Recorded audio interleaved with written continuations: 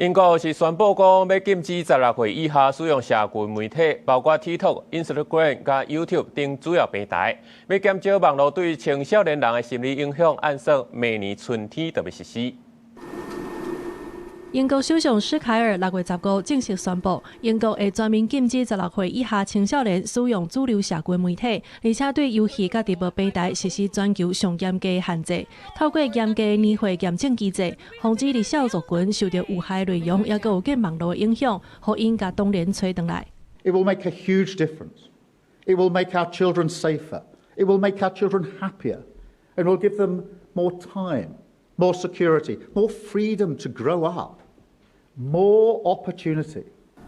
這項予人講作是澳洲升級版本的社群禁令，16歲以下的離少族群會全面禁用 TikTok、YT、IG， 並且也有 X 平台等等。這項禁令也擴大到遊戲平台，嚴格限制16歲以下族群使用網絡直播的功能，而且禁止甲青年人互動傳信息。也毋過禁令無包括一般通訊軟體、教育服務、電子商務甲音樂串流媒體。預計今年耶誕節進前，甲法案送去國會，2027年春天就會實施。這項禁令，互真濟離少族群唔知安怎反應。What was your screen time over the weekend? 9 hours. 9 hours. So suddenly you're going to have a lot more time to fill. And what will you do? Stare at a wall. Stare at a wall.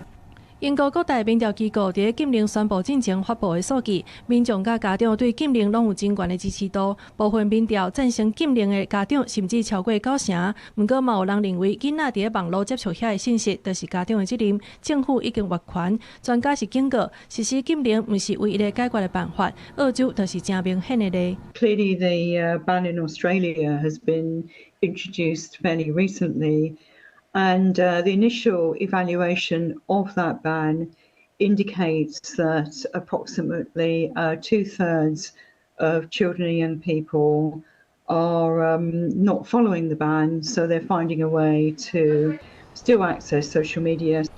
面冊保公司 Meta 表示，英國這項禁令無法度維護兒童的網絡安全。學者也表示，禁令有可能互離少族群轉去更較無安全的無簽名的網絡，產生更較濟問題。公視新聞，景冠瓊編譯。